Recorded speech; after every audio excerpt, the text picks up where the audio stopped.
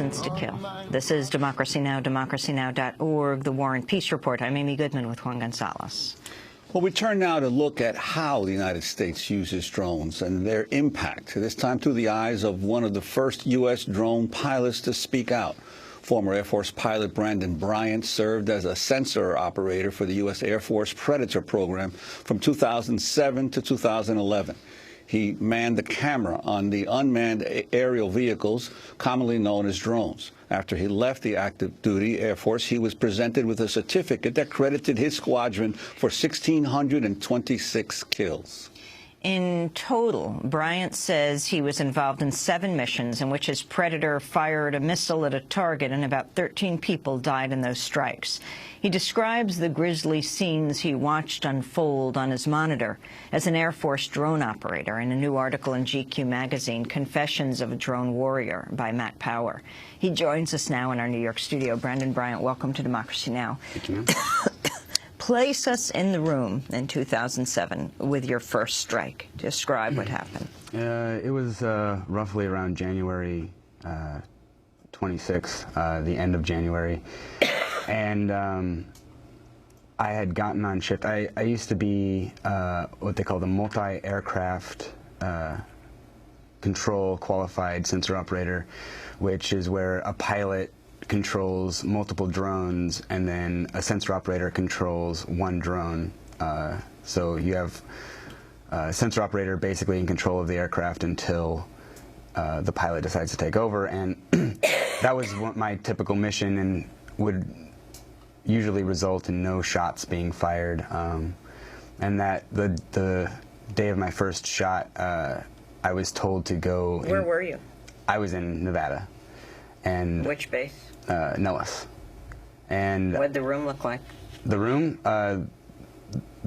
is not necessarily a room, it's a trailer. It's like a 8x20 trailer, kind of the same size as a Formula One racing car. And so I was told to go in there and do this, and we came across, it was a troops in contact situation where guys were firing from the top of a hill to guys on the bottom of a hill. In what country?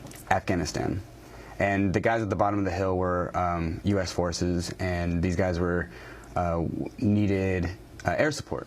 And we were about to fire on the guys on the top of the hill, and we were told to back off, and an F-16 was going to drop. But the F-16 came across 3 individuals short distance away, and they wanted us to fire on those guys because they thought that those guys were coming in to reinforce. Now, this was a nighttime operation, so you were basically dealing with infrared as you were looking at these figures? Correct. And so when we came across these guys, the 2 individuals in the front were having a heated discussion, and you could see that they were talking about something. And the guy in the back was kind of watching the sky, and they weren't really in a hurry to do anything. And so we got the confirmation that they had weapons, and we were told to fire. And in that situation... Now, does this confirmation come from troops in the field? Does it come from... No, it came from somewhere else. You got to understand that the whole operation procedures is like a web, and like you're dealing with people from multiple locations from all over the world. And so when you're hearing them in headphones, and you're watching them on a computer monitor. Yeah, there's like a chat program, so that's the easiest way to communicate because of the satellite delay. But we weren't in radio communications with anyone except for the guys that were on the ground, so we heard them asking for air support. And so we got confirmation to fire on these guys, and the way that they reacted really made me doubt their involvement, because the guys over there, the locals over there, have to protect themselves from the Taliban just as much as we do as U.S. military personnel. And so I think that they were probably in the wrong place at the wrong time, and the way that I've been accused of using poetic imagery to describe it, but I watched this guy bleed out the guy in the back, and his right leg above the knee was severed in the strike, and he bled out through his femoral artery, and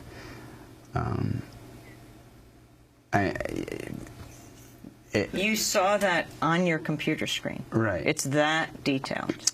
Yeah, it's pixelated, but I mean, you could see that it was a human being, and you could see that what he was doing, and you could see the crater from the drone, from the Hellfire missile, and you could see probably the body pieces that were around this guy. And the other two that were in the strike? They were completely destroyed. Blown apart. Blown apart.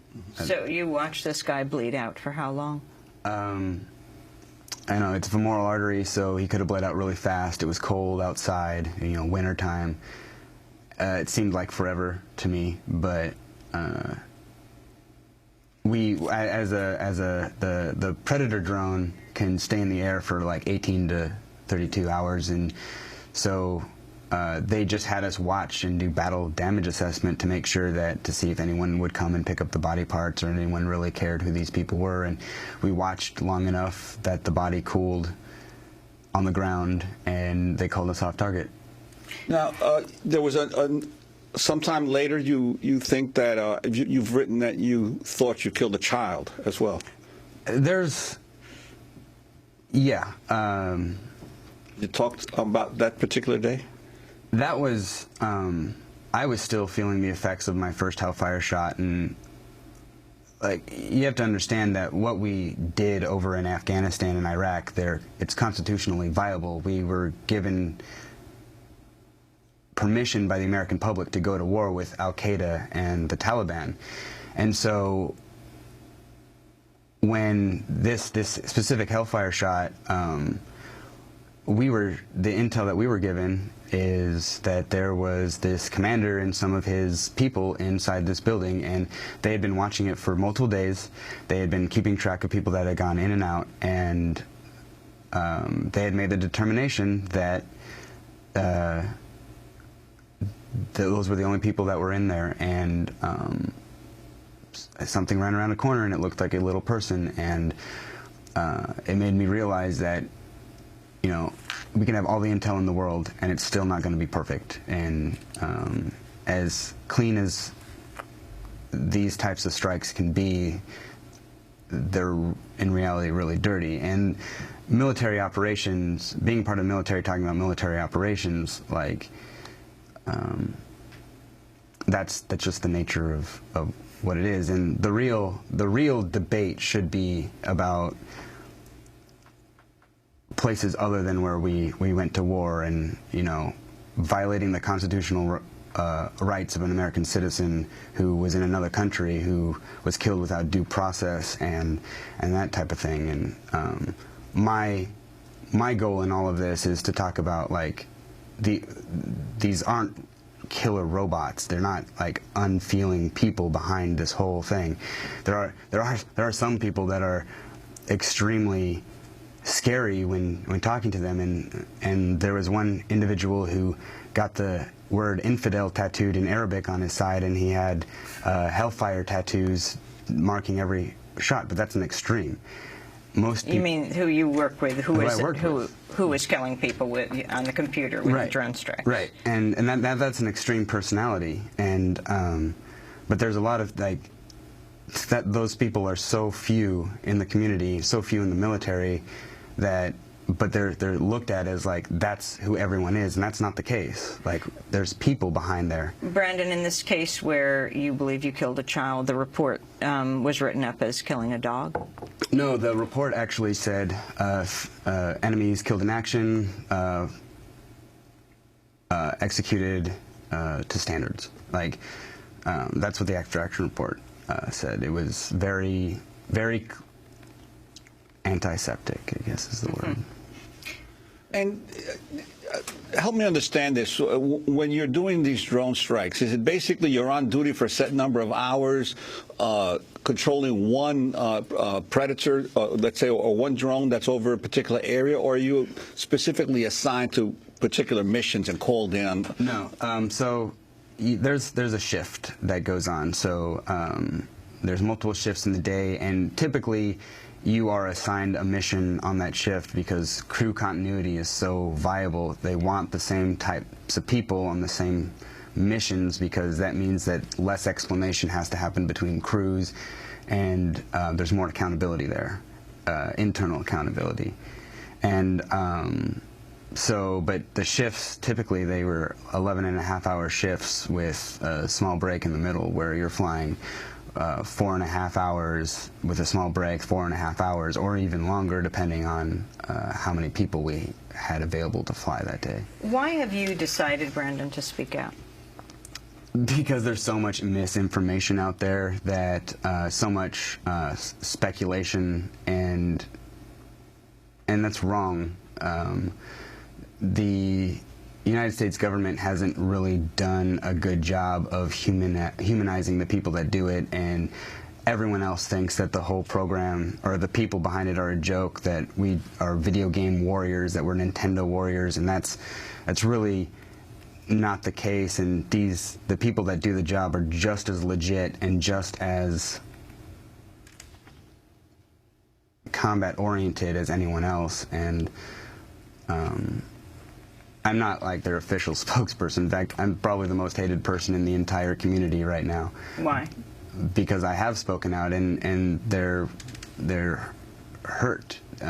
They feel like I'm trying to hurt them, and that's not the case. I'm trying to give them credence, you know. But the problem is, like, again, we're going back to like the Constitution and what is viable and what is not, inside and outside of war zones, what the people of America has permission, what they have given us. I wanted to ask you about a certificate in which your squadron, the 3rd Special Operations Squadron at Cannon Air Force Base in New Mexico, was credited for 1,626 kills.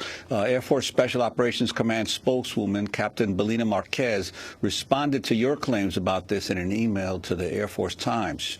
She wrote, quote, "Only a very small percentage of that enemy killed in action total can be attributed to any one crew member when assessing actual kinetic activity." And I think that's the misconception there, is I've never taken credit for these kills. They're not my kills. Like, I didn't drop the bombs or shoot the people on the ground. These are all the number of people that have perished in all the operations that I was told that I participated in over the 5.5-year period that I actually operated. And that's a completely viable number if you look at it. And some people could be surprised that it's not larger. And if it's the number that's solely attributed to the 3rd Special Operations Squadron, then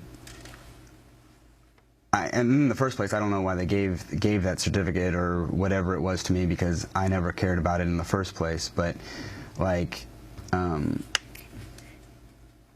you feel you suffer from post-traumatic stress disorder, PTSD? Well, you know, the clinical definition of PTSD is an anxiety disorder associated with witnessing or experiencing a traumatic event. And it's such a blanket term that so many people are like, oh, you can't get PTSD from this or that, and it's a wider phenomenon than I think a lot of people realize. And my deal is more moral injury. Like, think of it. Think how you would feel when, if you were part of something that you felt violated the Constitution. And I mean, I swore an oath. You know, I swore to defend the Constitution against all enemies, foreign and domestic. And how do you feel if, like, you can't use "I obeyed orders" as an excuse? It's I obeyed the Constitution, regardless of lawful or unlawful orders. And lawful orders follow the Constitution.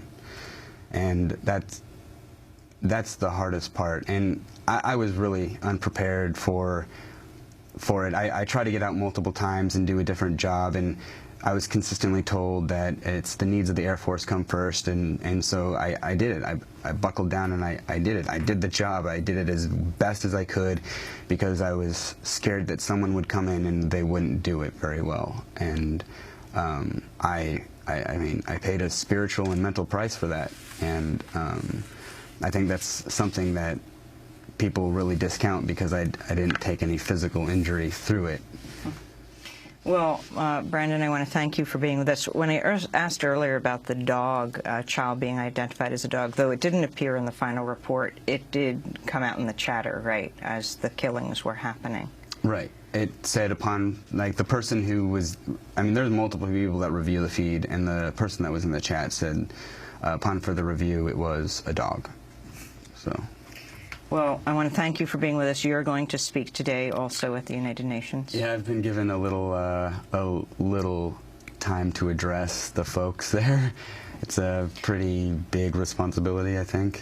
Well, thank you for talking to us here at Democracy Now! Brandon Bryant is a former sensor operator for the U.S. Air Force Predator program, manned the camera on the unmanned aerial vehicles, commonly known as drones.